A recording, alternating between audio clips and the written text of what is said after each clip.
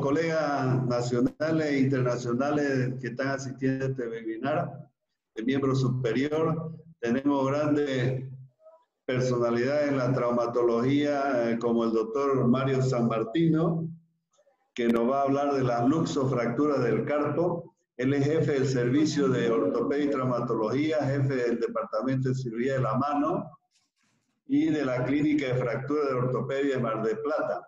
Fue presidente del Congreso Argentino en el 2020. También tenemos como invitado al doctor Paulo Ruschel, que es cirujano de mano de la clínica de mano y codo de Porto Alegre, Brasil, y jefe del servicio de mano mano y codo del Hospital Moinhos de Bento de Porto Alegre. Tenemos también el grato placer de estar con Rodrigo Santos, muy conocido a nivel también de la AO, que nos va a hablar de fractura del húmero distal, intercondilias y supracondilias. Rodrigo está en la parte de trauma del Departamento de Traumatología de la Fundación Santa Fe de Bogotá, Colombia. Es un placer tenerlo a todos ustedes acá y muchas gracias por asistir a nuestra invitación. Vamos a dar inicio entonces a este webinar.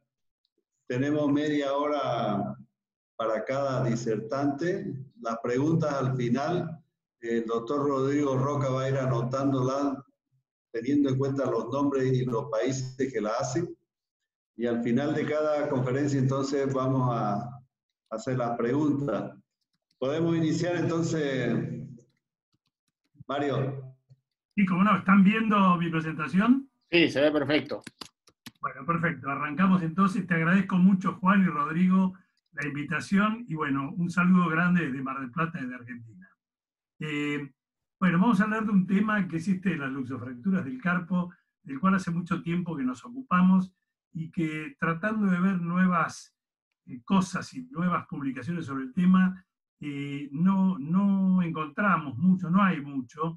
Hay publicación de casos puntuales, pero no hay consenso sobre cosas, por lo cual trataré de darles algunos lineamientos de lo que nosotros pensamos que puede ser de utilidad para todos los que están escuchando esta conversación.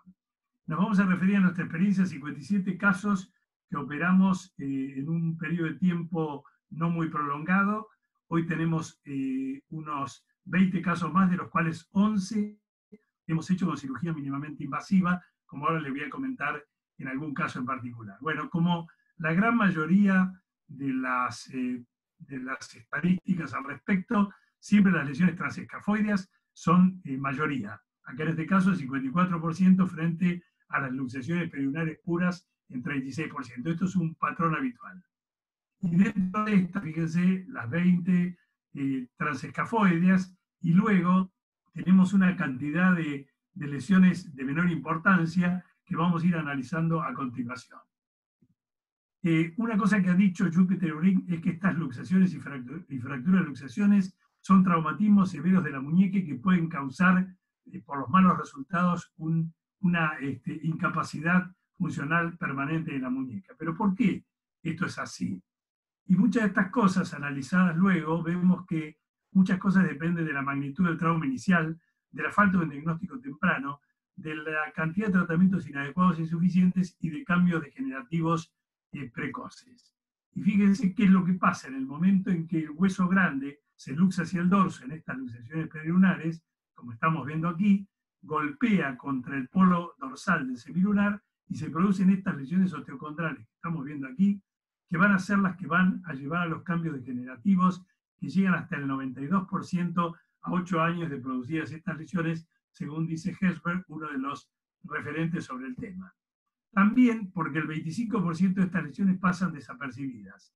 Y esto vamos a ver que en algunos casos ha aumentado. Fíjense acá, por ejemplo, con un carpo luxado, una osteosíntesis en el escafoides. Recientemente acabamos de ver una serie de 40 casos operados en Estados Unidos y evaluados en el año 2018, un estudio multicéntrico, y de 40 casos, 11, es decir, el 27.5%, pasaron desapercibidos en el primer examen. También porque estas lesiones, el 10% son lesiones expuestas graves, como las que estamos viendo a continuación. También porque el 26% se presentan en pacientes politraumatizados y con lesiones concomitantes en el mismo miembro superior, muy frecuentemente muñeca y codo, como podemos ver en esta diapositiva. Pero lo más importante que yo creo que hace que no podamos tener a veces protocolos estables y protocolos consensuados, es que cuando uno analiza la gran mayoría de las estadísticas, como vemos aquí, vemos que aproximadamente aún en centros muy grandes se ven 3 casos por año. Y encima, en general, estos 3 casos que se ven por año son distintos. De manera tal de que se hace muy difícil a veces elaborar protocolos que puedan ser buenos y duraderos en el tiempo. Vamos a tratar de hacer eso. En primer término, un diagnóstico certero y precoz de las lesiones. Las radiografías simples y las radiografías contracción siguen siendo en esta patología el gold standard. Nada que lo reemplace. La resonancia magnética nuclear tiene muy poco para hacer y la TAC puede ayudar, pero diría yo sobre todo desde un punto de vista iconográfico, pero no sé si a veces ayuda mucho a la visualización de estas lesiones. Nosotros la pedimos, pero a veces no la tomamos muy, preferimos hacernos el ojo a cada una del tipo de las lesiones. En cuanto a la clasificación, esta es la clasificación más utilizada, es la clasificación de Herbert, que las divide en un estadio 1 y un estadio 2. Es decir, es una clasificación etiopatogénica siguiendo los conceptos de Mayfield. Nosotros preferimos en realidad utilizar esta clasificación, que es una clasificación radiológica que viene desde la época de Stott, con alguna pequeña modificación. Y aquí tenemos entonces 2 grandes grupos, luxaciones puras, es decir, ligamentarias puras, y luxofracturas. Las que están en amarillo son las que nosotros llamamos lesiones esenciales. Las llamamos esenciales porque siempre están presentes, en todo tipo de luxofractura del carpo están presentes. Y después se agregan las que vemos en rojo, que son las lesiones más inusuales y que en total representan menos del 10% de los casos. Esta clasificación ha mostrado ser reproducible, buen factor pronóstico, guía terapéutica y comparable, de manera tal de que es la que nos gusta a nosotros utilizar para enseñarle a nuestros residentes y a nuestros médicos jóvenes.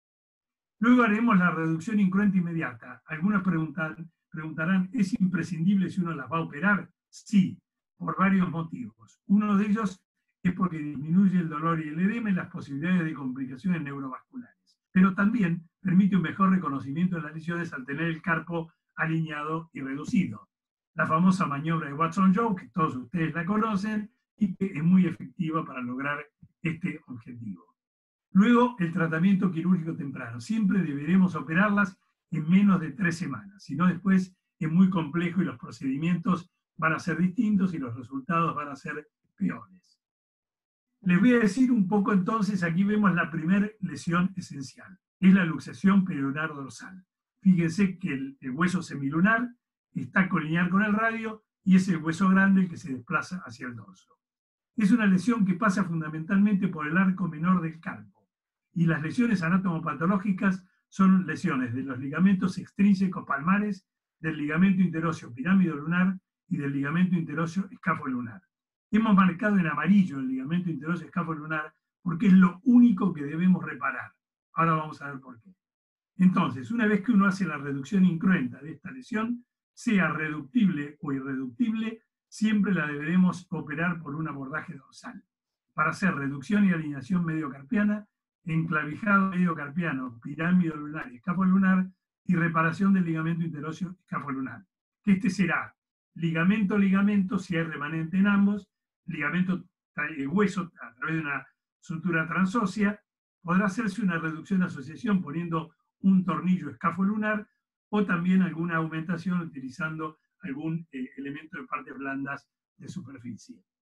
La incisión preferida se puede hacer una incisión longitudinal, como vemos, entre segundo y tercer compartimento extensor de la muñeca, o una incisión dorsal universal, como la que estamos viendo aquí. Cualquiera de ellas es una buena opción.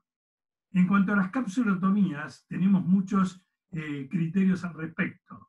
Hay quienes las hacen longitudinales, hay quienes las hacen con una U abierta, la gente de la Clínica Mayo, hay quienes las hacen con una T, una doble T invertida, pero nosotros preferimos hacer esta con base en el radio, es una capsulotomía en U con base radial que ya describiera Rosenbasser para hacer cuando escribió La reducción asociación. Recientemente ha sido revalorizada por Mar García Elías y por Elizabeth Hager, porque consideran que este tipo de capsulotomía preserva las terminaciones nerviosas del nervio interóseo dorsal y por lo tanto no alteraría la propiocepción de la muñeca. Y además, agrego, permite un cierre sin tensión de la cápsula, por lo cual se hace un cierre muy anatómico y sin ningún tipo de tensión. Luego, una vez que estamos adentro, haremos la reducción intracarpiana. Es un procedimiento que a veces no es del todo sencillo, y para eso nos valemos de 2 alambres de Kirchner, como vemos, uno colocado en el semilunar y uno en el escafoides. Los movilizamos y vamos controlando bajo intensificador de imagen la reducción. Y luego colocamos las 3 clavijas, una en el escafoide semilunar, una en la pirámide lunar y una en la mediocarpiana, como estamos viendo en este momento. Luego vamos a hacer la sutura del ligamento interóseo escafolunar. En este caso, fíjense que hubo remanente, ligamento-ligamento, con un etibón fuerte, un 2 ceros, un 0, estamos haciendo la reconstrucción. Ponemos 1 o 2 puntos, como estamos viendo aquí, para encontrar esta lesión tiene que ser operada muy precozmente, si no, no vamos a encontrar remanente ligamentario porque los ligamentos intrínsecos del carpo tienden a producir una atrofia y una reabsorción muy precoz. Y luego entonces, si necesitamos, podremos hacer alguna tenodesis, como estamos haciendo aquí. En este caso, estamos utilizando el segundo radial externo. Esta es una técnica que la publicamos en la Asociación Argentina de Cirugía de la Mano. Hacemos una aumentación sobre, como estamos viendo aquí, sobre el ligamento interóseo escafolunar. Muy bien, vamos a ver algunos casos para graficarlo. Aquí tenemos una luxación perilunar dorsal pura, sin fractura. Aquí las radiografías de frente, aquí las radiografías de perfil con una imagen tomográfica. Esta es la lesión clásica, la lesión ligamentaria pura clásica. Aquí vemos cómo la manejamos nosotros. Hacemos el colgajo que les decíamos, fíjense el colgajo capsular, aquí vemos que hay una lesión de la cabeza del hueso grande, hacemos la reducción de los huesos del carpo, hacemos la sutura utilizando un etibón 2 ceros y luego el cierre del colgajo capsular. Siempre colocamos en estos casos un tornillo transarticular, nosotros lo llamamos también transindesmal por la reacción que genera de generar fibrosis, artrofibrosis entre 2 huesos, similar a la sindesmosis tibio-peroña inferior, y luego las clavijas. Este paciente, ahí lo tenemos en un posoperatorio, ahí lo tenemos una vez sacadas las clavijas, y esto es lo que vemos, cómo se conserva el carpo. Esto lleva casi un año de evolución, buena movilidad y un carpo muy alineado. Este tornillo en general debe ser sacado alrededor del 7º mes, pero yo diría como esquema, cuando vemos que está produciendo osteolisis en los huesos hay que sacarlo, porque si no después es muy difícil sacarlo. La segunda lesión esencial que vemos es la luxación semilunar palmar. Como vemos aquí, en este caso es el semilunar, es el que se encuentra luxado con respecto al carpo, el hueso grande se encuentra colinear, y entonces el semilunar rotará a través del espacio de Poirier al canal del carpo con distintos grados de rotación. A las lesiones que habíamos visto anteriormente se agrega la lesión de los extrínsecos dorsales y nada más. El resto es exactamente igual. ¿Y qué es lo que deberemos reparar? Exclusivamente el ligamento interóseo escafolunar. Ahora vamos a ver casi todas estas opciones. Entonces, haremos reducción incruenta. Si es reductible o irreductible, debemos abordarlo por el dorso. Este es otro concepto muy importante. No tenemos nada que hacer por la palma, a menos que sea irreductible. Entonces, en ese caso, una vez que es reductible, hacemos lo mismo que anteriormente. Lo alineamos, lo enclavijamos y hacemos la reparación del ligamento interóseo escafolunar. Si es irreductible, y acá sí, es uno de los pocos casos que hacemos un doble abordaje, es decir, un abordaje volar y un abordaje dorsal. Vamos primero por el abordaje palmar, hacemos la reducción del semilunar, cerramos el espacio de Poirier, luego damos vuelta a la muñeca y hacemos el tiempo dorsal. Aquí vamos a ver algunos casos. Este primer caso, fíjense, una lesión reductible, como estamos viendo aquí. Único que tenemos que hacer es suturar por vía dorsal el ligamento interóseo escafolunar. Aquí tenemos el resultado, fíjese sobre la izquierda el preoperatorio, a la derecha el posoperatorio, un tornillo transindesmal, una clavija a la pirámide lunar. Aquí lo vemos nuevamente, ya sacadas las clavijas. Aquí lo vemos cuando sacamos el tornillo transarticular. Al 7º mes hacemos una artroscopía de muñeca para ver qué es lo que encontramos, y encontramos siempre esto. Encontramos una artrofibrosis y una articulación o una sindesmosis bien estable. Y aquí tenemos, por ejemplo, a 2 años y 9 meses, fíjense, un carpo muy alineado y sin cambios degenerativos todavía. Acá sí es irreductible. Fíjense lo que decíamos recién. Vamos por el dorso, porque vamos a tratar de reducirla por dorsal. Entonces hacemos un abordaje dorsal. Como no pudimos reducirla, vamos por un abordaje palmar. Ahí estamos viendo entonces el semilunar, se ve bien luxado, lo reducimos, fíjense, cerramos la brecha capsular, que es el espacio anatómico de Poirier, le ponemos unos puntos, ahí lo cerramos, giramos la muñeca, de vuelta al dorso, ahí está, y suturamos el ligamento interóseo escafolunar. Aquí tenemos la reducción postoperatoria inmediata, y aquí tenemos a 6 años, fíjense, hay un pequeño cambio degenerativo en la mediocarpiana, pero es un carpo absolutamente alineado. Este es un chico joven, jugador de rugby, que volvió a su actividad normal. Muy bien. La cuarta lesión esencial son las periurinares dorsales transescafoideas. A todas las lesiones anatómicas que habíamos visto previamente, se agrega la fractura de escafoides. Y la pongo en amarillo porque es lo único que hay que resolver. No hay que enroscarse en vez de hacer reducciones, de reparar cosas ligamentarias. Acá lo único que hay que reducir es la fractura de escafoides. Vamos a ver el algoritmo. Hacemos reducción incruenta. Si es reductible y las fracturas de la cintura del escafoides, un abordaje palmar tipo Maty-Rus y la osteosíntesis del escafoides. Les digo que ahora esto lo podemos hacer con cirugía mínimamente invasiva. Tenemos 11 casos que acabamos de publicar con este tipo de lesiones.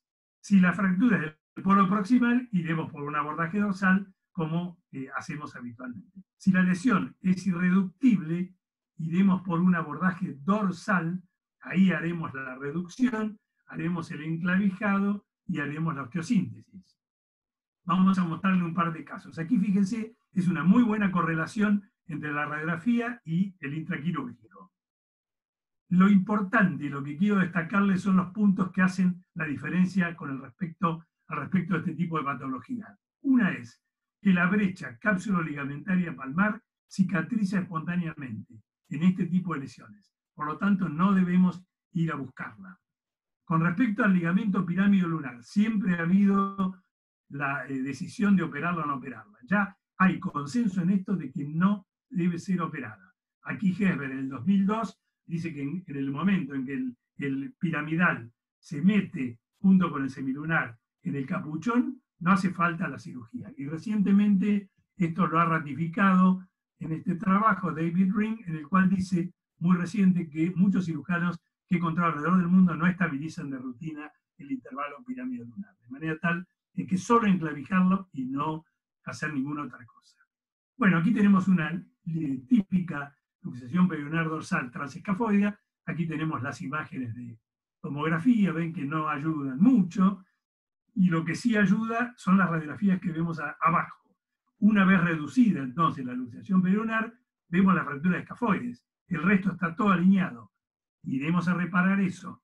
Como es una fractura de tercio medio, abordaje tipo Rus, ahí vemos los vasos radiales superficiales, la reducción, la osteosíntesis, ahí entonces el caso, y fíjense que nunca van a encontrar, como está marcado con el círculo rojo, inestabilidad pirámide lunar posoperatoria.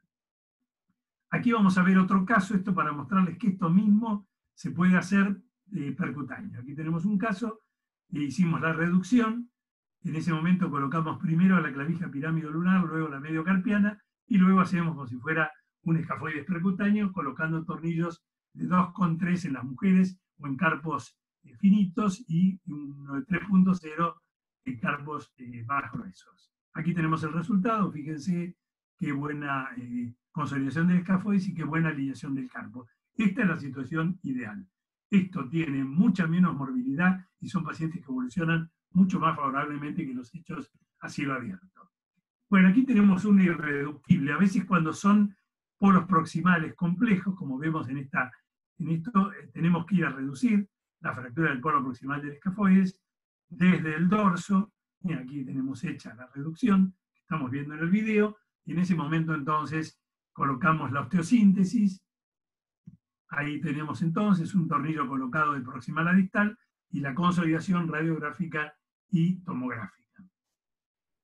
Y para terminar esta parte, entonces, vamos a ver la última lesión esencial, que es la semilunar palmar transescafoidea, en la cual el semilunar se ha ido hacia la palma, llevando al escafoides unido por un ligamento interóseo escafolunar sano. Esa es la característica que tiene.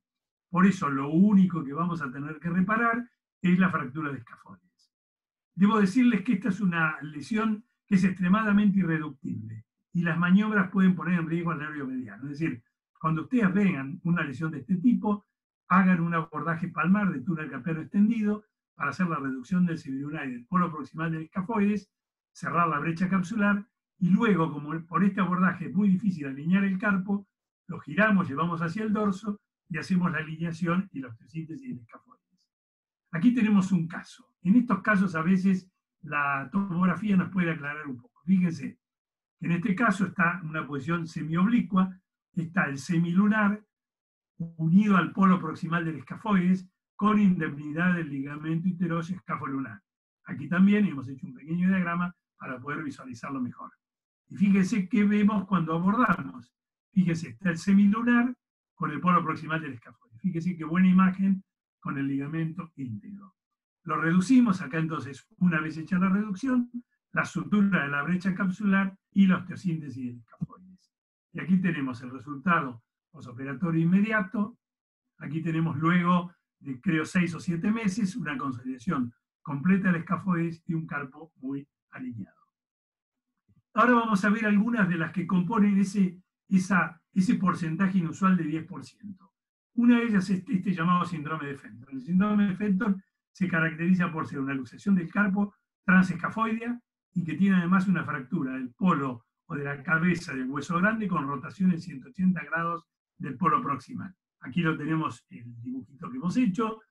Aquí tenemos entonces un caso clínico. Fíjense cómo se ve en la tomografía. La cabeza del hueso grande rotada 180 grados. Aquí tenemos una PAC de frente. Fíjense en el plano coronal, la cabeza del hueso grande. Y aquí cómo la tenemos que reparar. Hacemos un abordaje dorsal. Aquí estamos viendo un video intraoperatorio. Lo primero que debemos hacer es esto, que es reducir y hacer la osteosíntesis de la cabeza del hueso grande. Fíjense, aquí lo estamos viendo, ahí está reducida la cabeza del hueso grande, ahí la tenemos.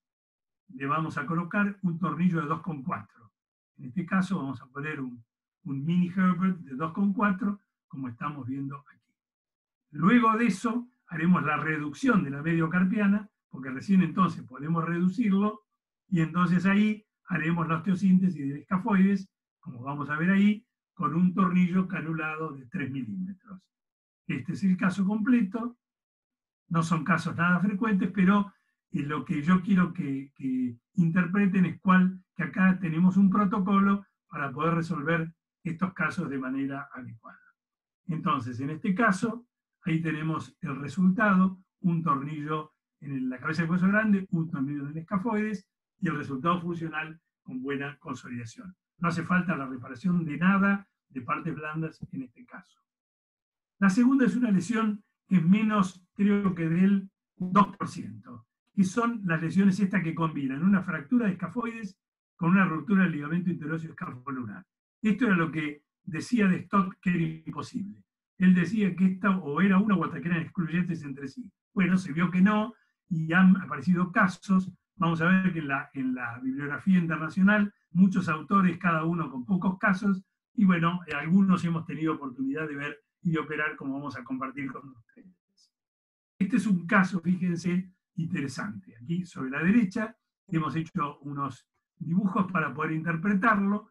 Es una lesión que pasa parte por el arco menor y parte por el arco mayor, y fíjense lo que le decíamos, roto el ligamento interóseo escafolunar, como está acá, fíjense, totalmente desvinculado del semilunar, como lo podemos ver aquí. Estos pacientes se operan, como vemos aquí, por vía dorsal. Hacemos una técnica, en este caso, un abordaje dorsal. Aquí estamos, transverso. Aquí vemos el ligamento interoso escafolunar. Es una lesión, ahí tenemos. Fíjense que el ligamento importante, esto se ve solamente en agudo. Vamos a hacer la reducción y la sutura del ligamento, como estamos viendo aquí. 2 puntos colocados son suficientes, como estamos viendo en este momento en el video. Y entonces aquí tenemos el pre y el postoperatorio.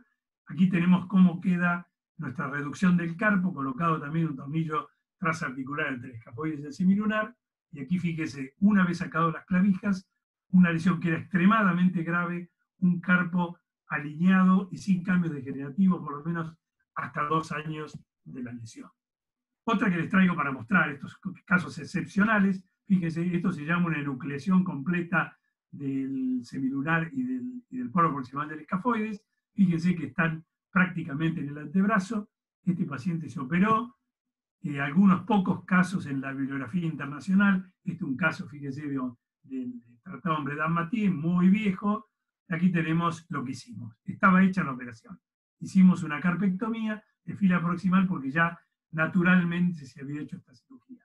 Con un resultado, como sabemos, bueno. Ahí tenemos a 7 años, con movilidad bastante buena y algún cambio degenerativo. Y para finalizar, las luxaciones perineales transestiloides. Acá combina el arco mayor con el estiloide radial. Son lesiones muy graves, todas estas comportan menos del 4%, fíjense, cursan por el arco menor, pero son muy graves, como vemos ahí en esa radiografía de contracción. Siempre son altamente inestables, y les voy a mostrar el último caso que tengo para ustedes. Este es un caso de un albañil, cayó de 5 metros de altura y consulta por una, como vemos aquí, una luxación expuesta de codo con el nervio mediano cabalgando sobre la tróclea umeral, como estamos viendo aquí, y una luxación expuesta del carpo, como estamos viendo aquí. Esto podríamos llamarlo un antebrazo flotante, como podemos ver.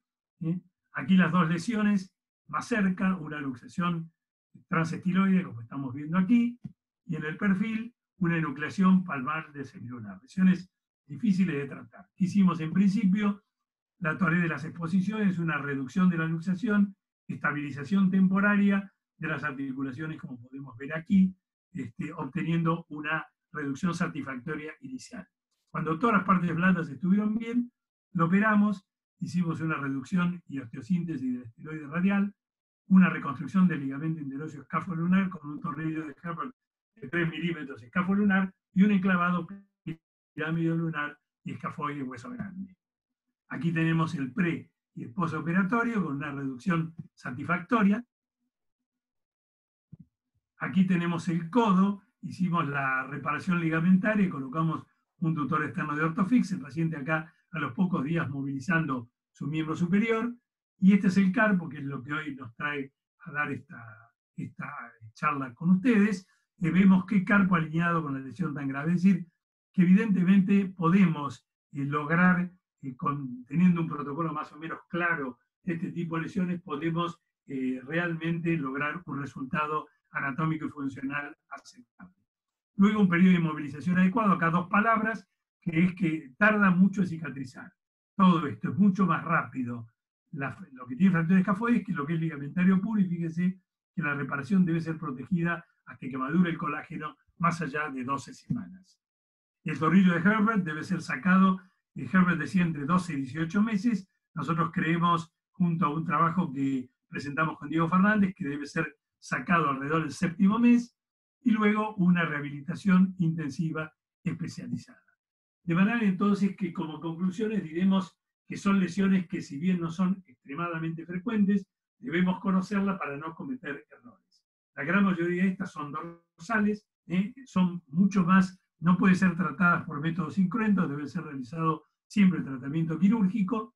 El abordaje dorsal permite casi todos los casos hacer la reparación ligamentaria, reparar los ligamentos y la osteosíntesis de las fracturas. En las luxaciones periurnares puras, la reparación del ligamento interóseo es el hecho más importante. En las transescafoideas, la reducción anatómica y la osteosíntesis que es lo más relevante. Así que bueno, un poquito esto quería compartir con ustedes en este momento. Muchas gracias.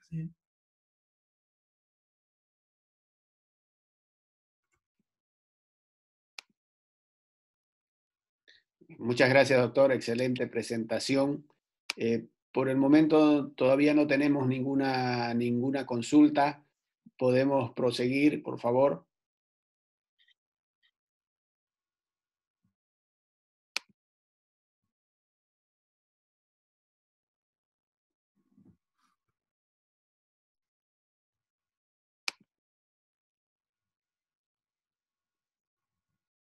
Doctor Mario, ¿me escucha? Sí. Sí, nos llegó una consulta en este momento. Dice, ¿cómo aborda usted la lesión del nervio mediano en este tipo de lesiones? Bueno, por supuesto que eso es prioritario. Cuando hay una lesión del mediano, se vuelve una lesión de urgencia y lo primero que debe resolver es eso. Se hace un abordaje de túnel carpiano un poco extendido y si hay que hacer algún gesto, se hace en ese mismo momento, se hace algún gesto sobre la fractura de la lesión del carpo. Pero es imprescindible hacer la liberación porque si no después el paciente va a quedar con una parálisis del mediano o una lesión secundaria del mediano. Así que debe ser imprescindible y se hace de urgencia por un abordaje de túnel carpiano extendido. Perfecto, doctor. Muchísimas gracias. Tiene que dejar de compartir su pantalla, por favor. Sí, no sé cómo hago. A ver, espera. ¿Está compartiendo la pantalla? Sí. Perfecto, ahí está. Gracias. Una consulta más. ¿Cuál es su criterio para decidir realizar la carpectomía de la primera fila? O lesiones envejecidas, lesiones graves envejecidas, que uno vea que no tiene posibilidad de reducirla porque ya no hay espacio, no hay lugar donde reubicar los huesos en su posición anatómica, o un caso como el que vimos, donde hay una enucleación grande del semilunar, del polo proximal del escafoides, que es muy difícil volverlos a su lugar original y poder realinearlos de manera habitual. Esas serían para mí las dos indicaciones de una carpectomía de fila proximal del carpo. Perfecto, doctor. Muchísimas gracias. Bueno. Ya continuamos con el siguiente expositor, por favor.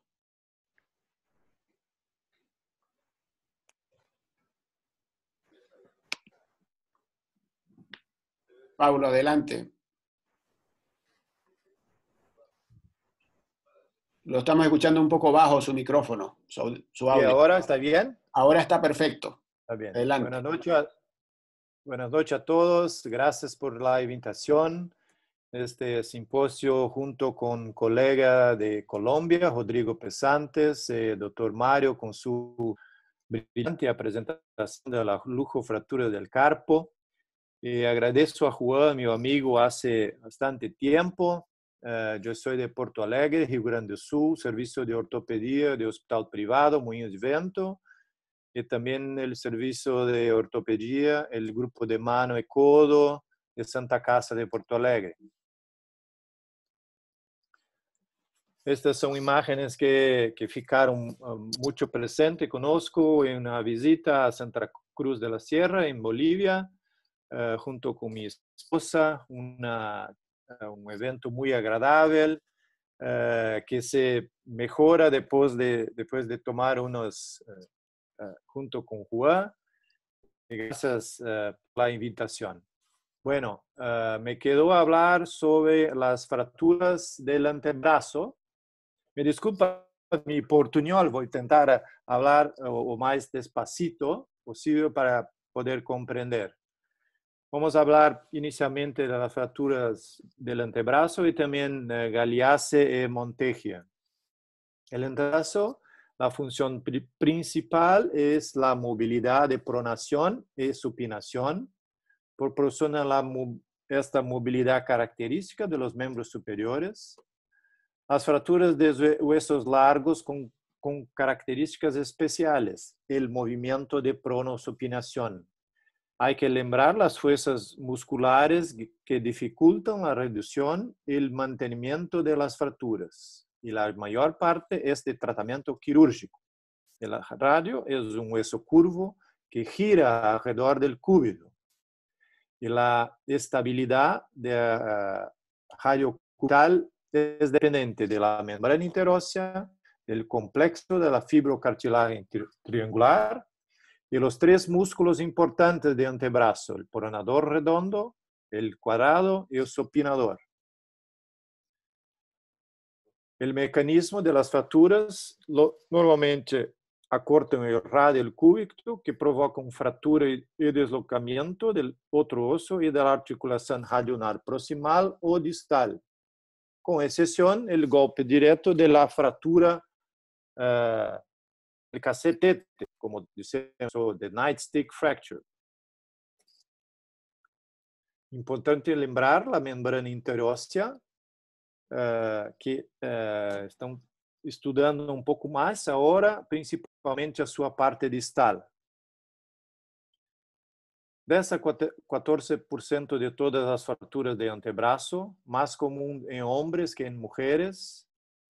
Normalmente há uma energia grande ocasionada por veículos motorizados, esportes de contato, trauma de maior energia. E lembrar a incidência de fratura exposta, principalmente a ulna, que é bem superficial em antebraço. O mecanismo, traumas diretos, acidentes de trânsito e agressões.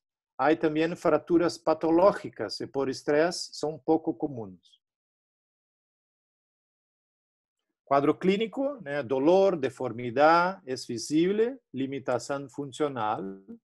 É importante a avaliação neurovascular, é indispensável o pulso radial e ulnar, nervos mediano, radial e ulnar devem ser examinados, a borda subcutânea da ulna, que pode haver exposição, e muita atenção para a síndrome compartimental. Importante as incidências radiológicas, no mínimo 2 incidências, incluindo as articulações da muñeca e codo. Observar o alinhamento do rádio proximal alinhada com o capítulo do húmero distal. A classificação, a mais usada é a classificação da O, pero temos que ver se são fraturas transversas, simples, como esta, as fraturas oblíquas, as fraturas em espiral, as fraturas com ala de mariposa, as fraturas cominutivas, segmentares e com pérdida de hueso. Então, quando hacemos uma avaliação, nos dirigimos para o tratamento. O tratamento, as fraturas com deslocamento de rádio cúbito. Há algumas indicações, principalmente quando é um único osso, fratura isolada de ulna, se pode tentar o tratamento conservador, pero nós preferimos o tratamento cirúrgico. E claro, a fratura de Monteggi e Galeazzi são de tratamento cirúrgico e as fraturas expostas. A maneira de abordagem, o cúbito é muito subcutâneo, usamos o plano internervoso entre flexor ulnar e extensor ulnar do carpo, é muito sencillo. Nossa preferência para fixar as fraturas de rádio é o acesso de ENGE anterior, volar, ENGE clássico, não o ENGE modificado. Pero há proponentes que preferem o acesso posterior de Thompson. Nós preferimos o acesso de ENGE. Sempre usamos as placas, né, com um índice de consolidação muito alto, acima de 97%. Nossos objetivos são restabelecer sua longitude, restabelecer a alinhação rotacional e restabelecer o arco radial do rádio. Onde posicionar a placa? Pouca diferença na prática, pero a recomendação geral da O é na superfície convexa, como neste caso.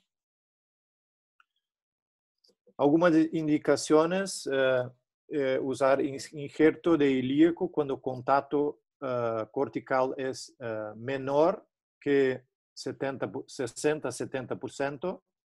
Evitar injerto próximo a la membrana interósea, risco de sinostose. Fraturas expuestas, grau 1, 2 y 3A, fixación interna inmediata. En el 3B y C, el tratamiento individualizado dependiendo del caso. Por lo general, la fractura menos comminuta debe repararse primero para tener un padrón para la otra fixación. Si dos huesos tienen el mismo padrón, nosotros preferimos arreglar el cúbito primero. Este es un caso bien proximal, una ferida por arma de fuego. Hicimos un acceso de ENGI, colocación de una placa e injerto en la cara lateral del radio. Acá con 6 semanas ya consolidado. El resultado de pronación y supinación. Las complicaciones: infección, cicatrices, sinostose, consolidación viciosa y lesión muscular y nerviosa. Vamos a ver un caso de una sinostose proximal. Normalmente tenemos que tener cuidado cuando el trazo de fractura es en el mismo nivel. Entonces hay una posibilidad un poco mayor de acontecer esta osificación heterotópica, esta sinostose, que nosotros tratamos con la cuidadosa disección, la remoción de la pseudoartrosis y una interposición muscular para evitar su recidiva. Resecamos el supinador largo, el braquio radial, y hicimos una interposición en el sitio de la sinostosis. Y acá es el resultado después de 6 meses de la resección de la sinostosis. Saliendo de las fracturas del antebrazo, los osos del antebrazo, vamos a hablar de una específica, que es la fractura de Monteggia, con una clasificación muy conocida de nosotros, del uruguayo Bado. Es una fractura de cúbito asociada a luxación de la cabeza radial. Eso nos da más o menos 5% de las fracturas del antebrazo. Que tenemos bloqueo de la extensión del codo, hay la pronosupinación. Lembrar que hay un riesgo de daño del nervio interóseo posterior hasta un 17% en la literatura. Una luxación.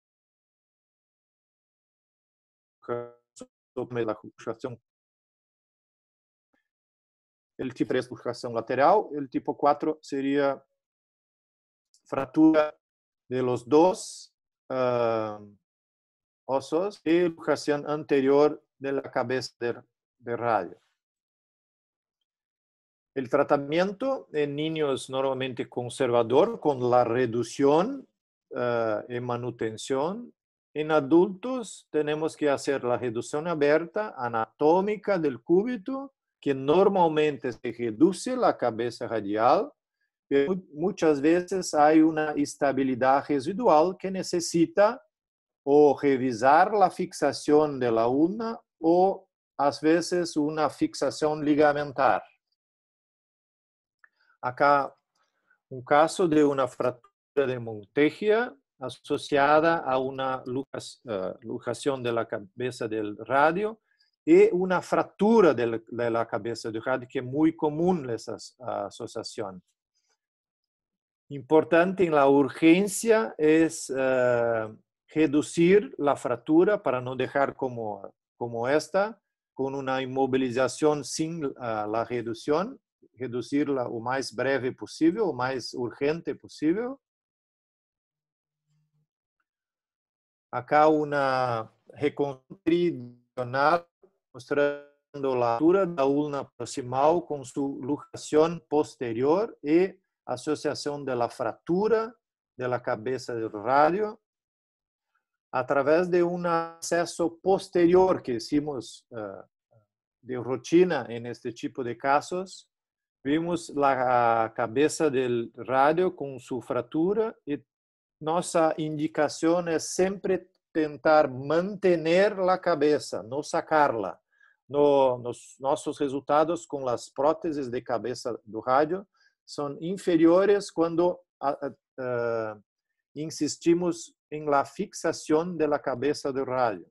Como hicimos en ese caso, mesmo fragmentos pequeños se puede con mini parafusos fixarlos seguramente, con seguridad, y en nuestras manos los resultados son mejores con la fixación.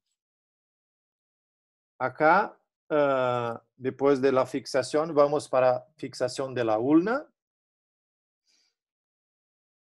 El complejo ligamentario inserido en la crista supinadora.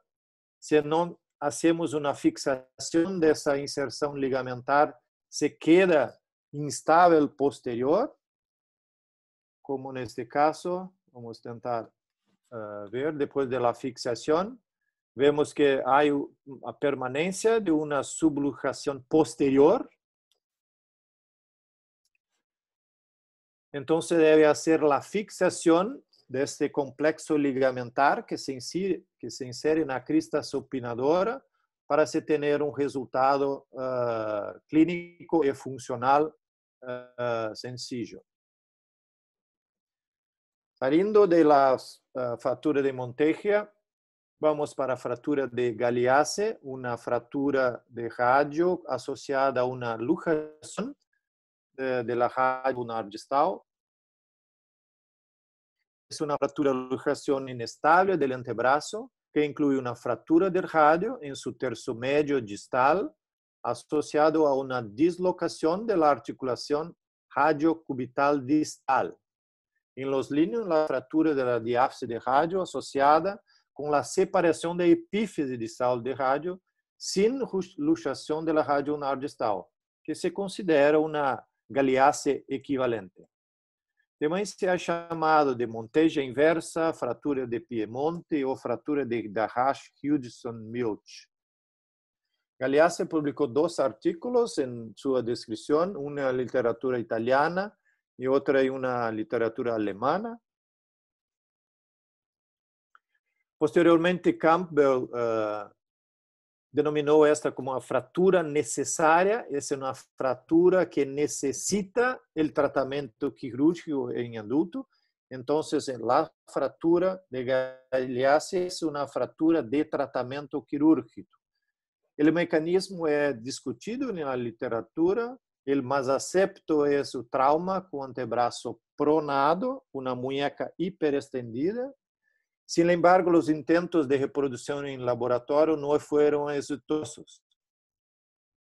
Hay algunas clasificaciones como esta. Tipo 1 es una fractura menor que 7.5 centímetros de la superficie articular del radio. Es más inestable y cuanto más proximal, más en tercio medio, más estable es la articulación radio-ulnar distal.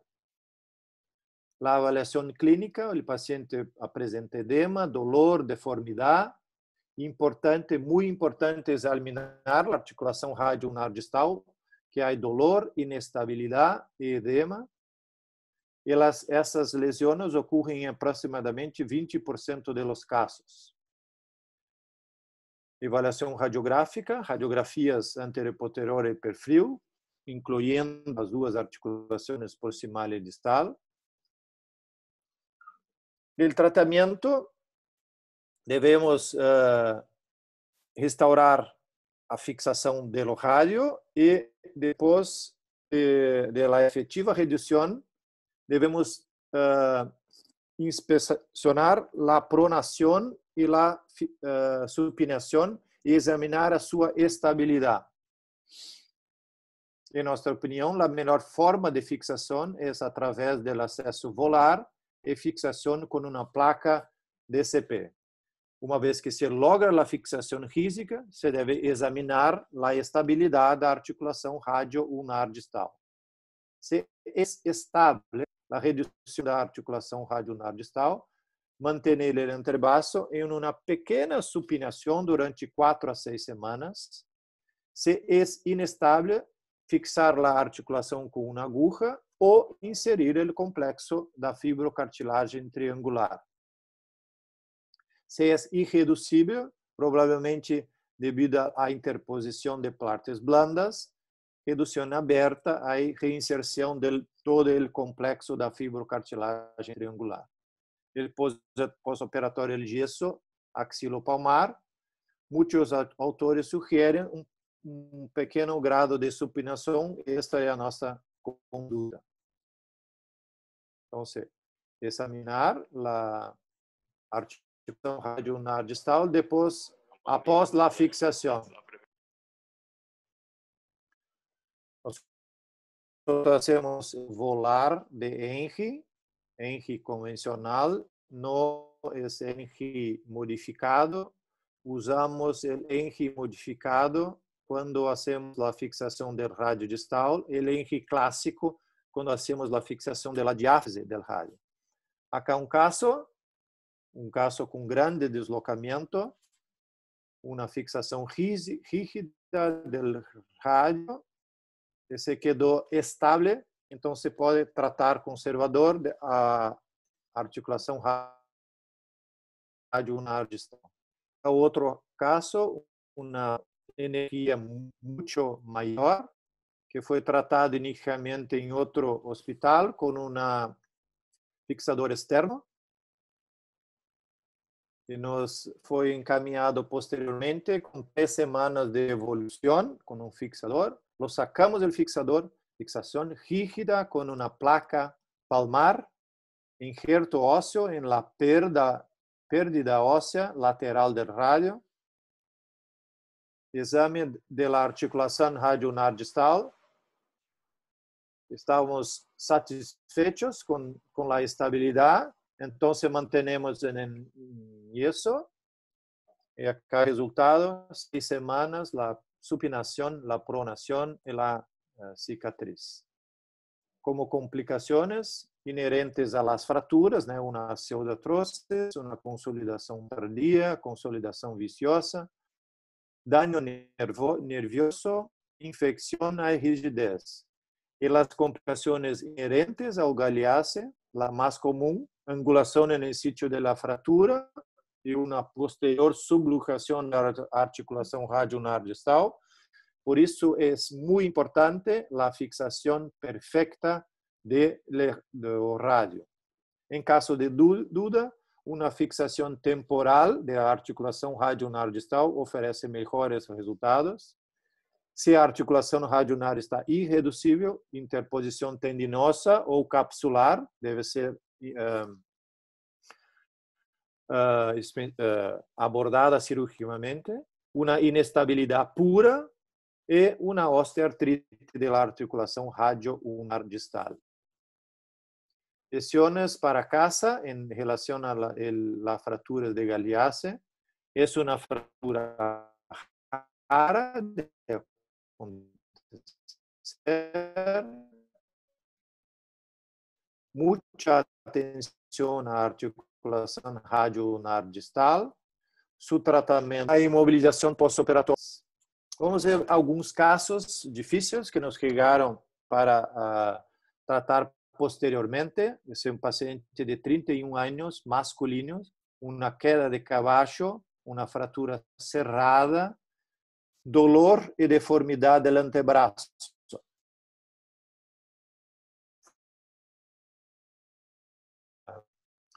Una placa en la carso radial de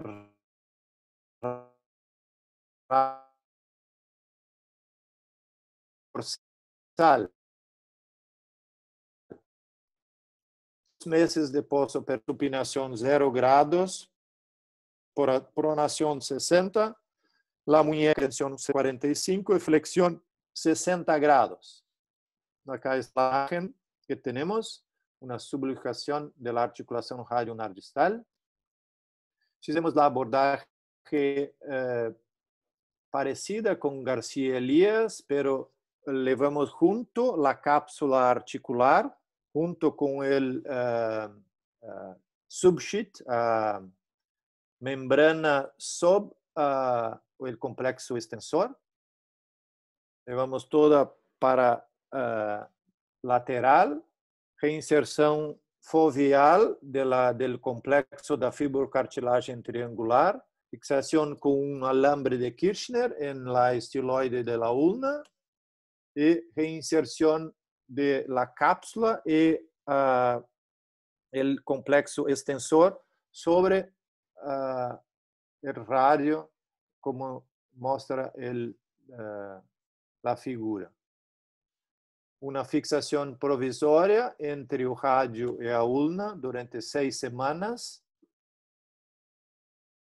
Resultado 6 semanas. Resultado clínico y funcional con 6 meses. Otro caso, masculino, 26 años, queda de una escalera, dolor y deformidad en el antebrazo, una fractura cerrada, que fue tratada en otro servicio con una placa, que no logró consolidación. La articulación radio-ulnar se quedó inestable. 3 meses de postoperatorio, soltura de los tornillos, acortamiento del radio y subluxación de la articulación radio-ulnar distal. Bloqueo de la pronación y de la supinación del antebrazo. ¿Cuál es la estrategia que vamos a hacer? Más investigaciones. ¿Cuál es el enfoque para el radio? ¿Qué pasó con la articulación radio-ulnar distal? Hicimos un rayo-x contralateral, que estaba bien. Acá la cicatriz que hicieron en la cara posterior del antebrazo.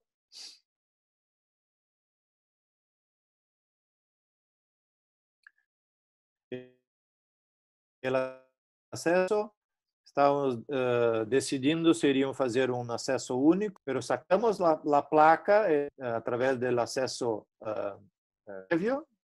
Otro approach para hacer la fixación del radio, la resección del foco de la fractura, una elevación del radio, injerto óseo y un teste transpiratorio de la articulación radio-ulnar distal. El teste estaba bien, no rodó el vídeo, pero se quedó estable. Acá el rayo-x con 4 meses de evolución. El resultado clínico y funcional.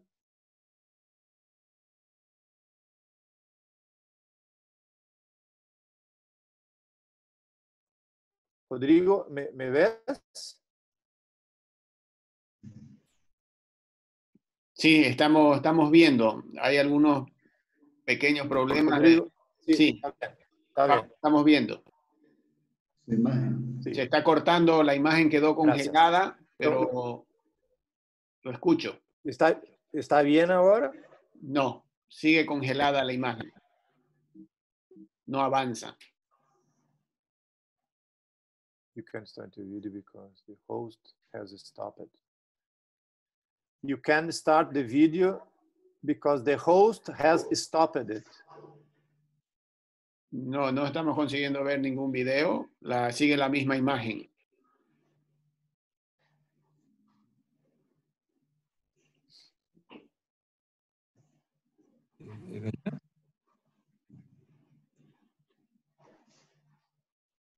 Ahora. Sigue la misma imagen, no ha cambiado. Síguele. Sí. ¿Es su internet?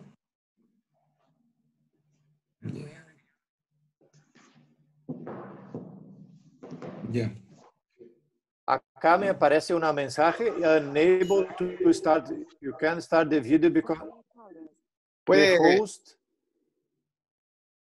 Intente sacarla, doctor, la presentación. Deje de compartir la pantalla.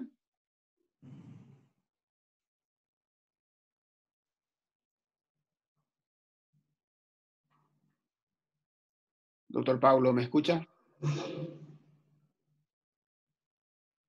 Antes,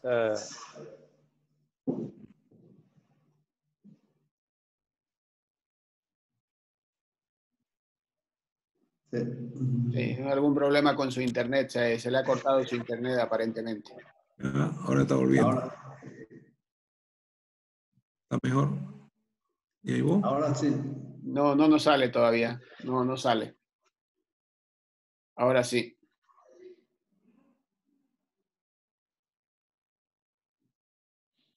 entonces, ¿está bien ahora? Ya está. Ahora volvió. Sí. Gracias. Disculpa. La consolidación, el resultado clínico funcional del paciente. Ahora otro caso que es muy interesante porque esa señora una queda en, miren, en la pasada del año, fue tratada de una manera conservadora durante 6 semanas, una consolidación viciosa. Le hicieron una osteotomía por acceso dorsal que empezó a encurtar, una luxación de la articulación radioulnar distal, una reabsorción del injerto. Le hicieron un acortamiento, pues acharon que el problema estaba acá, le hicieron un acortamiento, que no consolidó, que llevó a pseudoartrose, una falla de la placa posterior que habían colocado en la muñeca, una completa absorción del injerto, acortamiento y pseudoartrose de la ulna. Soltura del material de síntesis de la placa en la ulna.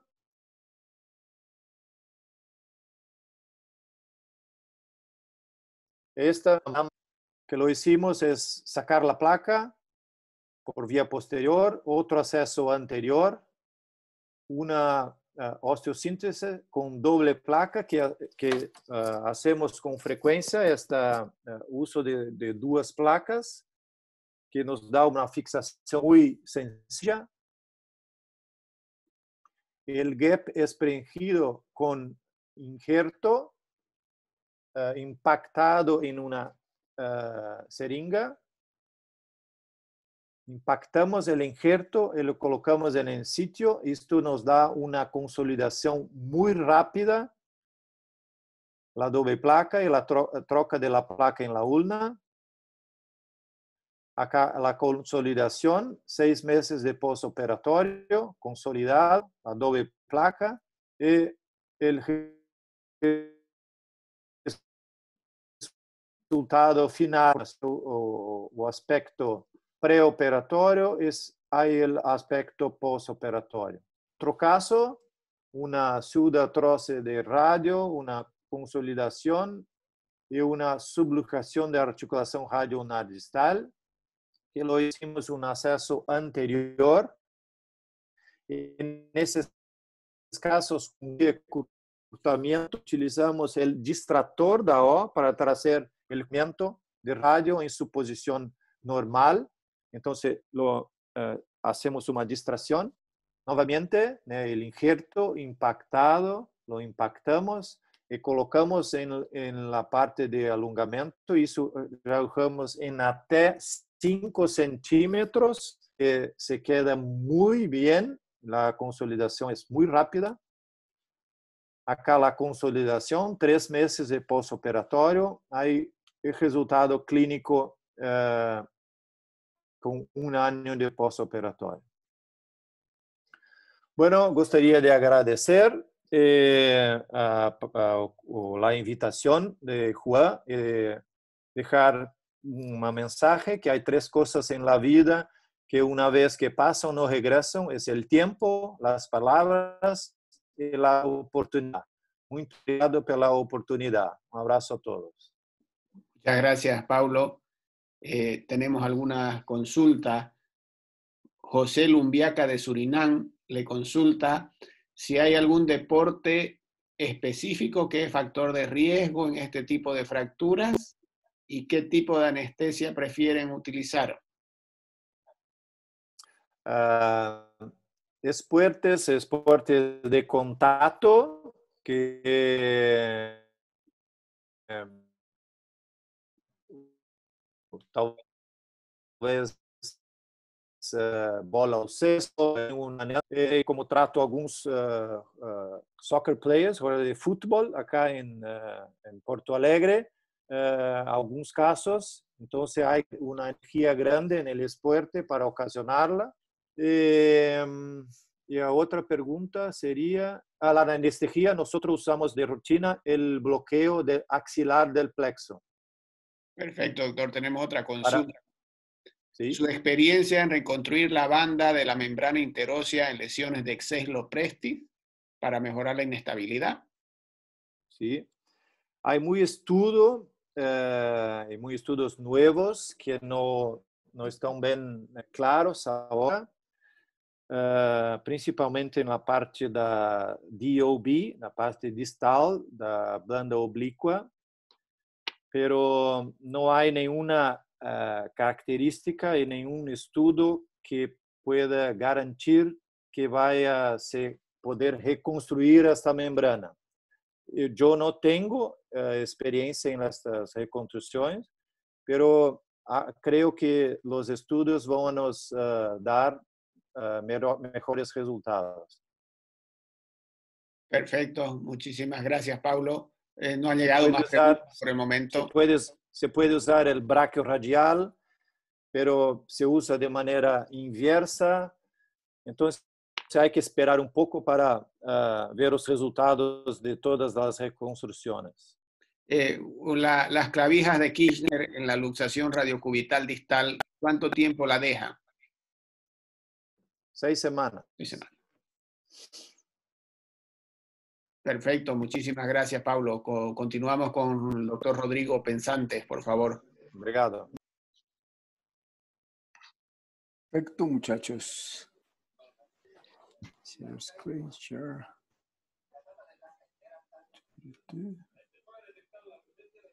Perfecto. ¿Ahí ven mi pantalla? Sí. Sí, se ve muy bien. Perfecto. Bueno, yo creo que muchos de ustedes se han enfrentado o se van a enfrentar a este tipo de lesiones y tenemos múltiples problemas que tratar con ellas, tenemos múltiples discusiones y espero tratar de resolver algunas de ellas. Si hay alguna pregunta en el proceso, por favor interrúmpame. Si quieren que eche para atrás en alguna de las diapositivas, interrúmpame sin problema, por favor. Entonces los objetivos son relativamente simples. Es recordar la anatomía del húmero distal, es seleccionar los abordajes de acuerdo al patrón de fractura que ustedes vean y escribir las técnicas de fijación. Recordar anatomía siempre es algo que es relevante. Entonces tenemos el húmero visto por delante y visto por detrás. Ven cómo en la parte anterior tenemos la fosa coronoidea, la fosa radial, el epicóndilo y la trocla y la forma que cada uno de ellas. En la parte posterior la fosa olecraniana y el epicóndilo lateral. Y como mencionaba Jesse Jupiter, es literalmente como tener un carrete entre los dedos. Entonces el carrete era el húmero distal, la parte de la zona epifisiaria, y la zona metafisiaria, las dos columnas, eran los dedos que sostenían el carrete. Entonces en esta forma es simple de recordar, pero no solamente hay que recordar la forma en que la vemos en la posición antero-posterior. En esa tenemos que recordar que el húmero tiene más o menos unos 4 a 8 grados de valgo, pero si lo vemos de lado hay que recordar que el húmero distal tiene 40 grados de inclinación hacia anterior, y si hiciéramos unos cortes axiales veríamos que tiene entre 3 y 8 grados de rotación externa. Y es importante recordar esto para en el momento en que hacemos la reparación de las lesiones de esta zona, volver a restaurar esta anatomía. Desde el punto de vista de imágenes, debemos tomar una radiografía AP y una lateral. Si ustedes ven aquí la AP y la lateral, no les dicen realmente mayor cosa. Uno dice, bueno, sí, tiene una fractura del húmero distal, pero sobre todo en la AP no estoy seguro dónde está el trazo intercondilio, no estoy seguro cómo está la zona metafisiaria. Lo mismo la radiografía lateral, con excepción de que está desplazada hacia anterior el fragmento proximal y a posterior el distal, no podemos decir mayor cosa. Pero los que estamos más viejitos, nos tocó antes que las tomografías y todo, hacer radiografías con tracción, y ustedes observan cómo de una forma muy, muy simple, si uno hace tracción de la extremidad en forma muy leve y toma la radiografía, las simple ligamento taxi les va a acomodar los fragmentos y ustedes ven que ya tienen una lesión que es más fácil de entender. ¿Y por qué menciono esto? Porque muchas personas, por lo menos en mi país y en mi hospital, apenas ven una imagen como las que ven a mano izquierda, van a decir una tomografía ya. Entonces yo trato de decirles, mire, piensen, necesitan, hay otras cosas que usted podría tener antes, sobre todo que hay sitios donde no hay una tomografía disponible 24 horas y una radiografía con tracción realmente da una información bastante buena. ¿Tomamos tomografías? Sí, y entonces ustedes observan lesiones un poco más complejas. Esta es una paciente de 85 años, quien se cayó y fue vista en otra institución, le colocaron inmovilización y llegó a vernos a nosotros 3 semanas después con estas radiografías. Usted dice, sí, tengo una fractura del húmero distal, pero veo en la parte anterior donde están viendo mi flecha la trocla. Digo, ¿qué pasa? Esto no debería estar aquí, sino acá abajo. Entonces, en esas necesitamos también un poco más de información. ¿Por qué no hacemos radiografías con tracción en este momento? Ya lleva 3 semanas, probablemente no logremos tener una mayor información. Y cuando tomamos la tomografía y las reconstrucciones tridimensionales, pues obtenemos una mejor información de dónde están los fragmentos, cuáles son esos fragmentos, dónde está la conminución, etc. Lo mismo en fracturas articulares parciales, como ustedes observan en esta fractura en el epicóndilo, donde al tomarla ven que tiene toda una fractura por cizallamiento anterior de la parte anterior de los cóndilos. Entonces ven que sí sirve y es útil para este tipo de lesiones. Entonces lesiones complejas, lesiones articulares parciales como las que observan abajo, o grandes conminuciones, el TAC está claramente indicado. Estas probablemente sean las diapositivas más importantes porque es a dónde queremos llegar. Si uno no sabe para dónde va, pues nunca va a llegar. Entonces tiene que tener unas metas claras de qué es lo que necesita. Lo primero es que tengo que armar la articulación anatómica. Son principios básicos de osteosíntesis. Articulación desbaratada, déjela anatómica, lo más cercano a la anatómica. Restaure la alineación axial y por eso les mostraba que tiene que tener los 4 a 8 grados de valgo, la rotación de 3 a 8 grados y más o menos 40 grados de inclinación hacia anterior. Una vez usted reconstruye la articulación, restaure la alineación axial, déle una fijación interna estable, porque tiene que dar una fijación lo suficientemente estable para permitir el último paso, que es una rehabilitación temprana para ganar la movilidad completa de esos codos. ¿Cuáles son los principios? Los principios son relativamente simples y yo trato de dividirlos en la articulación y en la zona metafisiaria. En la articulación, generalmente es una reducción anatómica, bajo visión directa. Yo tengo que ver una superficie articular y tengo que reducirla perfectamente bien. Y darle estabilidad absoluta, preferiblemente con compresión, bien sea con tornillos de compresión interfragmentaria por fuera de la placa o con tornillos a través de la placa o con algunos dispositivos que tienen algunas casas comerciales que dan compresión al fragmento distal y uno simplemente hace la fijación a través de la placa con tornillos bloqueados. En la zona metafisiaria, usted necesita longitud, alineación y rotación. Y eso lo puede hacer en forma directa, si son trazos simples o fragmentos grandes que usted puede armar perfectamente bien, o si tiene conminuciones severas, en forma indirecta. Hacer una fijación provisional en ese momento para mirar claramente que he restaurado o he logrado mi meta, para posteriormente hacer una fijación estable, generalmente con placas, para proveer una movilidad precoz en ese momento. ¿Qué abordajes? Ustedes tienen ahí 3 fracturas del húmero distal que son completamente diferentes. Fracturas articulares simples con metafisiarias complejas, fracturas articulares un poco más complejas y luxofracturas donde ustedes ven claramente que hay un mayor compromiso articular.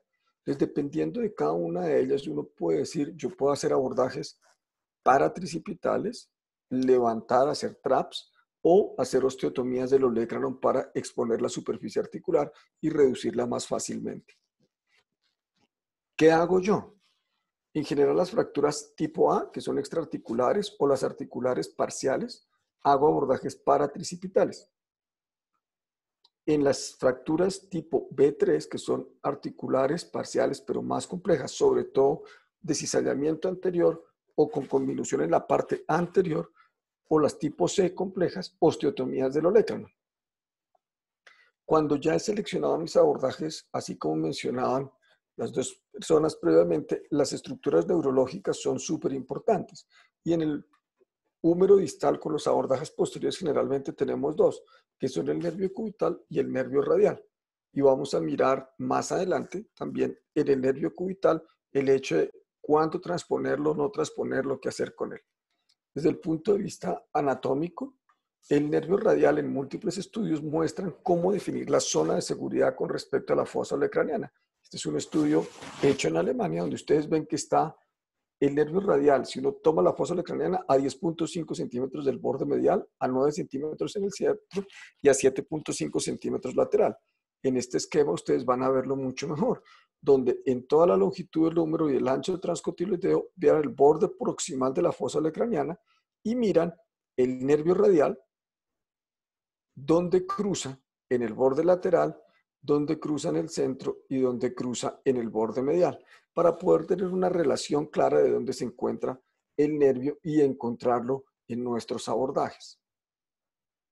Si miramos con respecto a la perforación que hace a la membrana interósea en la parte, al septum intermuscular, perdón, en la parte más próxima ustedes observan que si uno mirara desde el epicóndilo medial, el nervio entra hacia la parte anterior a más o menos 133 milímetros y del epicóndilo lateral a más o menos 110 milímetros. Hay que recordar algunos de esos números para poder identificarlo claramente. En cuanto a la anatomía del nervio cubital, hay que recordar que viene desde la parte más proximal, viene por delante del tríceps, pasando la arcada de Struders y viene posterior al septum intermuscular medial. Ven cómo desliza hacia la parte posterior hasta llegar al epicóndilo medial y esa distancia es más o menos de 8 centímetros, la distancia que hay desde el epicóndilo medial hasta la arcada de Struders, que es donde podemos movilizar el nervio relativamente simple. Posteriormente el nervio entra en la parte posterior de la gotera epitrócleo-olecraniana y el ligamento de Osborn que forma el túnel cubital. Entonces tenemos el ligamento de Osborn y la fascia de Osborn. El ligamento de Osborn es la parte superior y la fascia de Osborn es la fascia formada por las dos cabezas del flexor carpi ulnar y la cabeza humeral y la cabeza cubital forman el piso de esta y cubren al nervio cubital. ¿Por qué es importante esto? Hay que recordar que el nervio cubital da una rama articular en la gotera epitrócleo-olecraniana y una vez pasadera da su primera rama, que es una rama motora al flexor carpi ulnaris. Entonces, esas son las relaciones que uno tiene que recordar. ¿Cuándo hacemos osteotomías del olecranon? Hay que recordar que la osteotomía del olecranon no es una cosa inocua. Estamos haciendo una fractura además cuando ya tenemos un trauma complejo y se presenta hasta un 10% de las veces hay una no unión. Y cuando uno habla de cómo fijarlos, uno puede fijarlo con placas, con tornillos intramedulares, con bandas de tensión o con una combinación de todos los anteriores. Pero a pesar de la fijación y de lo estable que sea, vea que los estudios más recientes muestran hasta un 2.5% de unión, específicamente ese estudio de Chad Coles y el otro de David Ring. Entonces, use osteotomías del olecranon si lo necesita. Entonces, recuerde, fracturas tipo C3 o fracturas tipo B3 que tienen conminución en la parte anterior o cizallamientos verticales anteriores son las indicaciones más específicas de una osteotomía del olecranon. ¿Qué implantes usamos? Uno debe fijar las dos columnas con placas. Eso es absolutamente claro. La discusión de siempre paralelas versus perpendiculares, en general, los estudios biomecánicos muestran que las placas paralelas a 180 grados son mejores en fracturas muy distales porque controlan un poco mejor la flexión y extensión. O sea, en fracturas transcondilias, probablemente las paralelas sean un poquitito mejores desde el punto de vista biomecánico. desde el punto de vista clínico no ha sido posible mostrar una diferencia entre el uno y el otro. Entonces la decisión termina siendo la decisión del cirujano, preferencia, conminución, etc. Entonces, les decía, en las transversas muy bajas o en conminuciones articulares severas, las paralelas les va un poco mejor. Importante, muchos de ustedes han puesto los clavijas de Kirchner en las fracturas de los niños y las ponen cruzadas o las 3 clavijas por un lado, etc. Los tornillos en las columnas ayudan de igual manera. Entonces, colocar tornillos desde los epicóndilos a anclarse en las corticales opuestas a manera de, si fueran las clavijas de Kirchner, pero con tornillos, da un constructo bastante bueno. Las placas bloqueadas, los estudios muestran que se deben utilizar en pacientes con osteoporosis o conminuciones metafisiarias severas. Yo creo que la mayoría de las personas jóvenes que se encuentran escuchando probablemente no conocieron las placas de SP y no supieron cómo doblarlas para acomodarlas en el húmero distal o las de reconstrucción, etc. Pero realmente los implantes que tenemos hoy en día, fuera de utilizarse en pacientes con osteoporosis o fracturas transversas muy bajas, probablemente podríamos seguirlos tratando con implantes convencionales. Las discusiones de siempre, una vez usted ha terminado de operar y ve el nervio cubital, ¿lo transpone o no lo transpone? Les voy a mostrar un par de estudios que muestran qué se hace hoy en día. En este estudio del Journal of Orthopedic Trauma del 2010, con 83 pacientes con transposición y 48 con transposición, evaluaron si había o no neuritis posoperatoria. Y observen cómo en los pacientes a los que se les transponía el nervio cubital, presentaban síntomas neurológicos en un 33%, y a los que no se les transponía únicamente en el 9%. Entonces, en este estudio la recomendación es no haga transposición del nervio cubital. En este estudio del Orthopedic Links of North America, hablan sobre la neuropatía cubital luego de fracturas del húmero distal y no recomiendan la transposición tampoco, únicamente sí. Cuando usted termine, observa aumento de tensión sobre el nervio o contacto directo del material de osteosíntesis con el nervio. En este otro metaanálisis del manejo del nervio cubital en fracturas del húmero distal, vea que presentan neuropatía en el 19% de los casos, pero la mayor parte de esas neuropatías es en pacientes que les hacían transposición anterior del nervio. Entonces, tenga cuidado con la transposición del nervio. Era algo que nosotros decían que tenía que hacer. Yo personalmente no lo hago en el 98% de mis pacientes, muy rara vez, excepto que el nervio quede muy en contacto con las placas mediales. Voy a mostrarle en unos casos cómo hacemos las fracturas nosotros.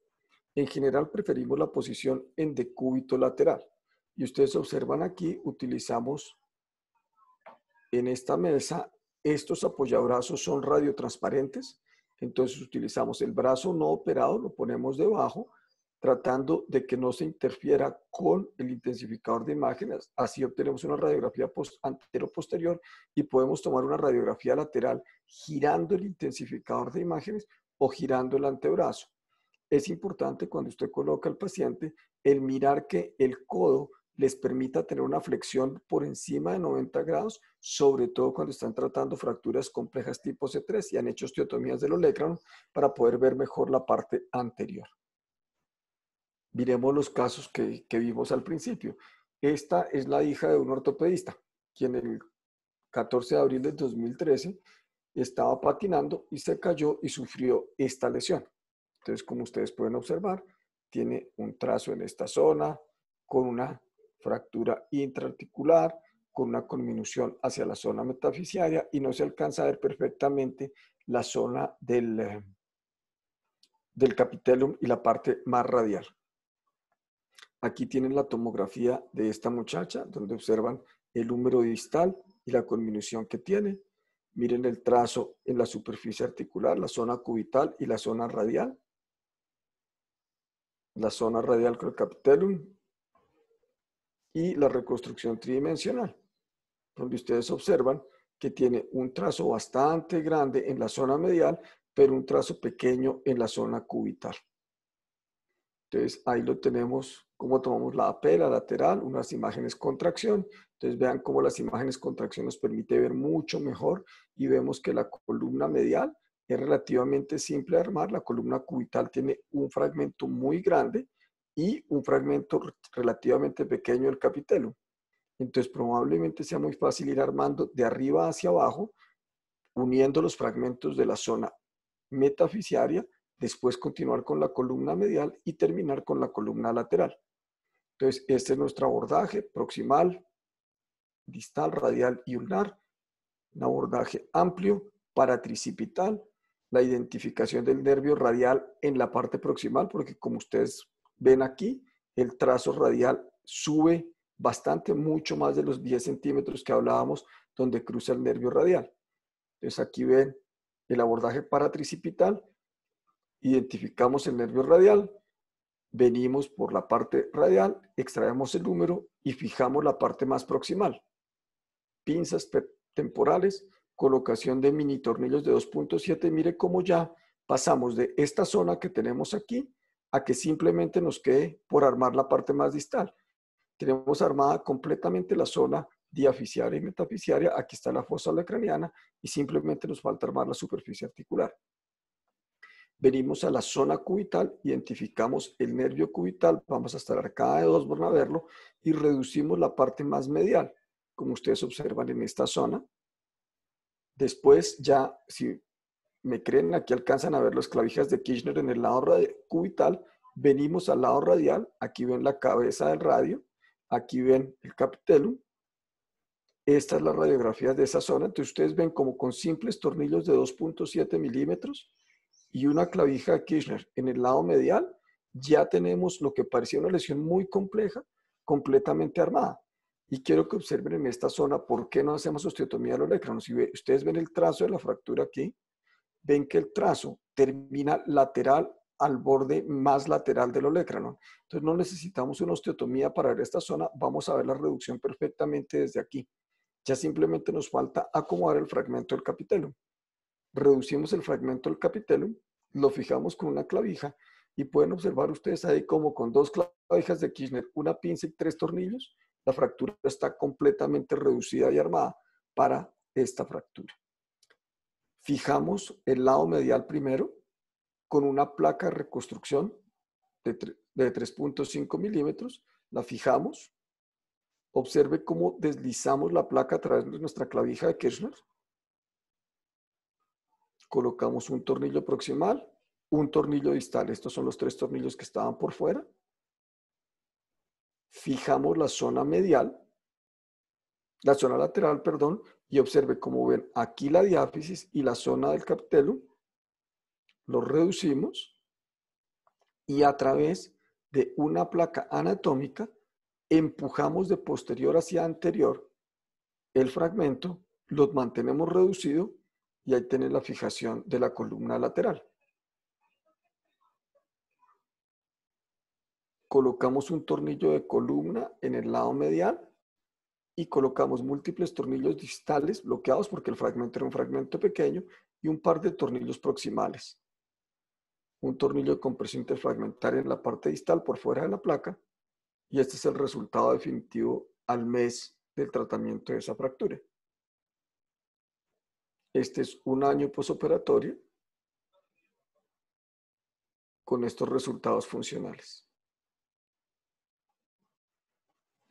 Este es otro paciente, un paciente de 87 años con esta fractura transcondilia con un trazo intercondilio simple, al que de igual manera hacemos un abordaje paratricipital y para evitar la osteotomía retiramos este fragmento y a través del fragmento podemos ver la cabeza del radio, el olecranon perfectamente y podemos reducir y armar las superficies articulares. Entonces de nuevo aquí ven cómo armamos el fragmento cubital primero, tornillos por fuera de la placa a manera de tornillos radiales, reducimos la parte articular, tornillos por fuera de la placa, reducir la superficie articular y la fijación con una placa en la columna lateral con este resultado postoperatorio.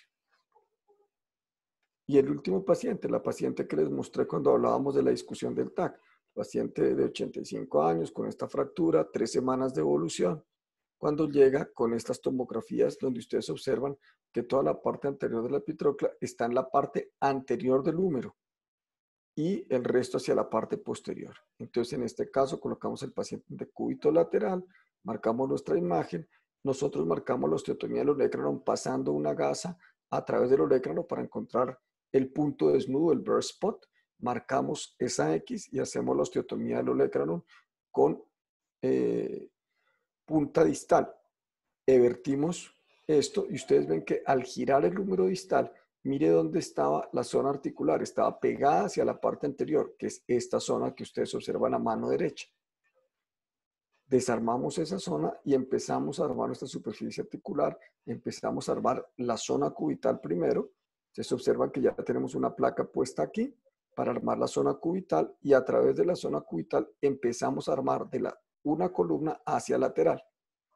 Utilizamos mini tornillos de mano perdidos, clavijas de Kirchner temporales y finalmente una placa en el olecranon para fijar la osteotomía. Y este es el resultado postoperatorio, siempre observando el nervio cubital, como ustedes ven aquí.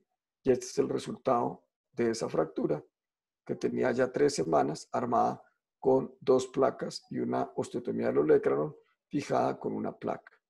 Y este es el seguimiento de la paciente. Esto fue antesito de entrar todos nosotros en cuarentena, entonces no he podido volver a ver a la señora desde hace 3 meses que nos tienen separados al uno del otro.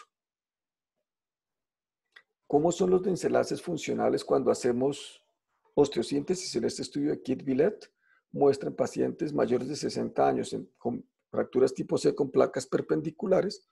El 70% tiene excelentes y buenos resultados, el 85% están satisfechos, el 75% retorna al nivel funcional previo, pero un 15% requieren retiro de material de osteosíntesis y los que lo requieren generalmente son las osteotomías del olecranon por las bandas de tensión. ¿Cuándo utilizar el reemplazo total de codo? En pacientes mayores y mayores 65 años, en ese estudio de Vilo-Remsky, con conminución severa o con osteoporosis severa. Joaquín Sánchez Sotelo habla de que hay 3 características. Las fracturas son irreductibles o conminutas, son muy bajas en el segmento distal, no caben tornillos, con cizallamiento del cartílago, osteoporosis. El paciente es un paciente que requiere el brazo para las actividades de su vida diaria y necesita movilizarse mucho más fácilmente, o como los pacientes viejos, o el paciente en toda la inmovilización, o requiere usar un caminador, probablemente sea un buen candidato para una prótesis del codo. O el cirujano del sistema. Yo no sé reducir perfectamente esas fracturas en forma anatómica ni dar la estabilidad perfecta en un paciente con las características antes mencionadas. Probablemente una artroplastia les vaya bastante bien. Este es un paciente de mi amigo Bruce Irán, donde observa esta fractura transcondilia muy baja en el húmero distal, a quien le hizo una artroplastia del codo, y ustedes pueden observar cómo muy rápidamente esta paciente tiene una movilidad perfecta que probablemente sea más útil para ella que tratar de armarla y poder tenerla inmovilizada un tiempo. Hay estudios que comparen uno con otro, sí, el estudio de Julius Bishop, de un metaanálisis en el 2004, donde ellos no logran demostrar una diferencia significativa entre osteosíntesis o artroplastia en pacientes geriátricos, pero sí lo que observan es que hay una mayor tendencia a la reintervención en pacientes con fijación interna, y la reintervención son retiros de materiales o en algunos casos conversión a artroplastia. Y en este estudio de este año de la Clínica Mayo, de Sean O'Driscoll y Joaquín Sánchez Sotelo, ellos encuentran que la artroplastia total del codo para el húmero distal les da unos desenlaces muy similares si usted lo hace como un procedimiento primario en el momento de la fractura o después de una falla de fijación. Y la conclusión que ellos dicen es que probablemente muchos pacientes que usted les haga fijación interna probablemente funcionen bastante bien y no requieran artroplastia, y los desenlaces al final son muy similares. En resumen, son lesiones complejas que requieren restaurar la anatomía, las columnas. Generalmente es un abordaje posterior y depende del patrón de fractura. Entonces, fracturas simples o articulares parciales sin osteotomía del olecranon funcionan bastante bien. Fracturas complejas, osteotomía del olecranon. Fijar ambas columnas da la misma a 180 grados o a 90 grados.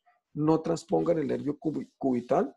Generalmente con una decompresión in situ es más que suficiente. Y si hacen todo esto, sus desenlaces serán predecibles. Para quienes estén interesados en leer, estos probablemente son cosas muy recientes donde ustedes puedan encontrar información al día de este tipo de lesiones. Muchas gracias.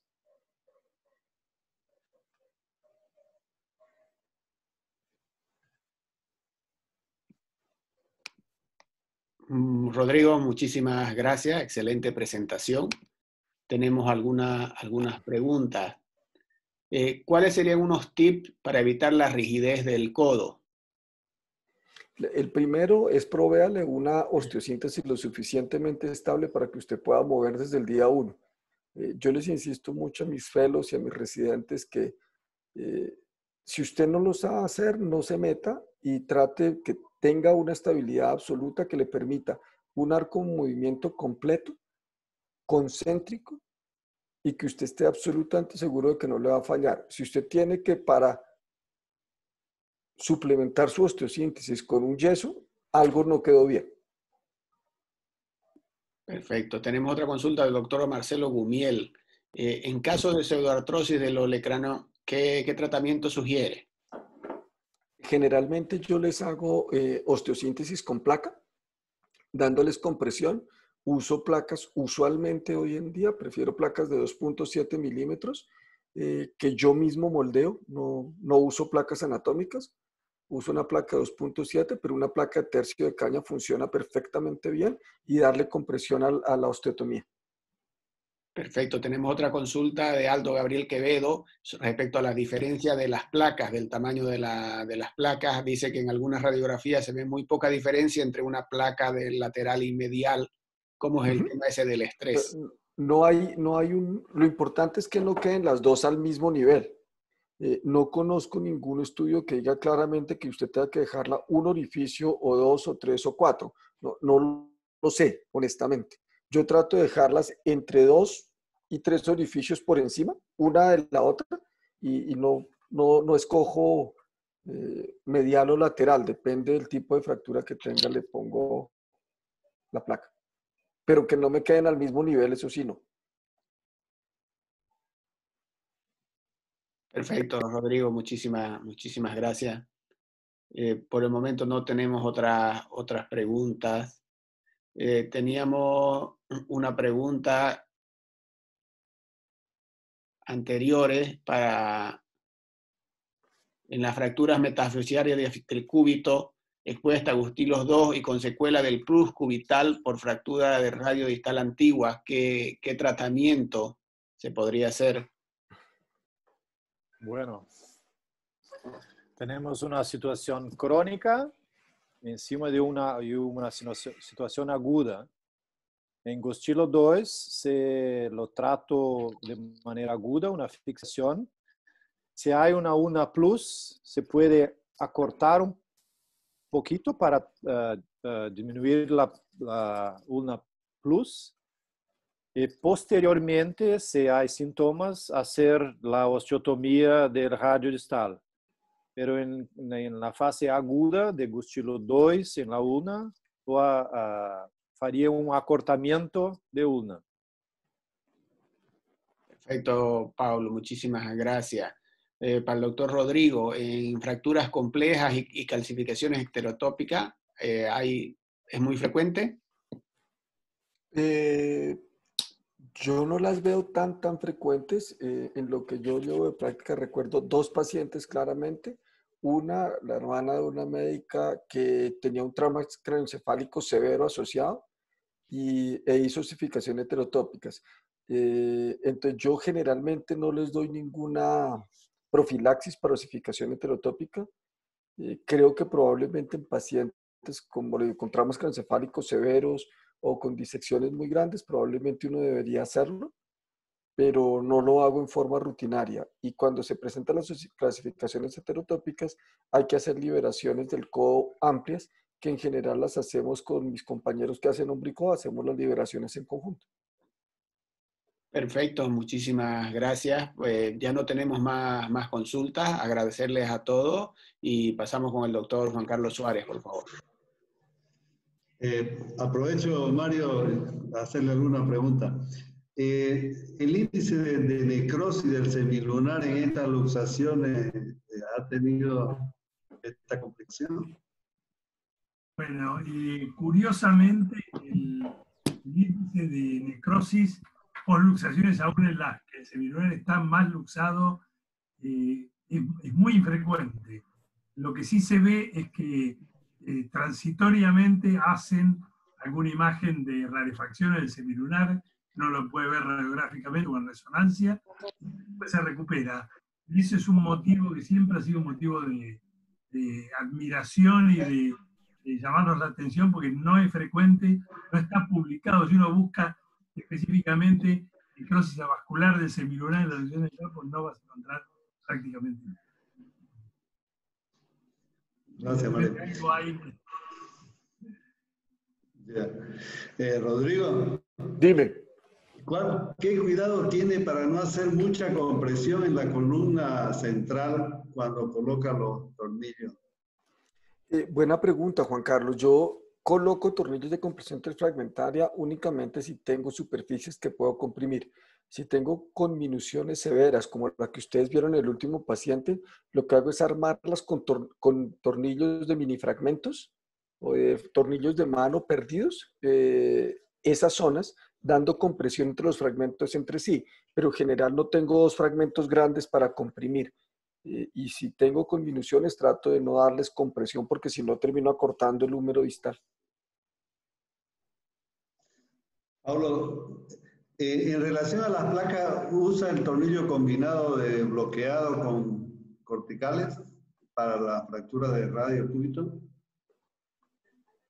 Creo que la placa convencional, Dynamic Compression Plate, DCP, DCP, es suficiente para la mayoría de los casos. Pero en casos de osteoporosis que necesita una fixación de bloqueo, se puede usar una placa bloqueada. Pero en la gran mayoría de casos, las placas convencionales van muy bien. Perfecto.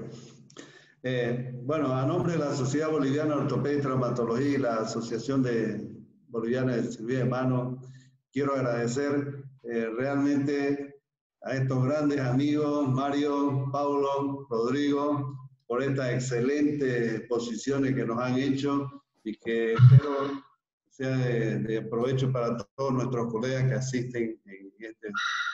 Muy bien. Muchas gracias, Juan y Rodrigo. Un abrazo fuerte para ustedes. Un gusto. Gracias, un abrazo para todos. Estén muy bien. Hasta luego, buenas noches, un gusto tenerlo. Gracias a todos los colegas. Gracias.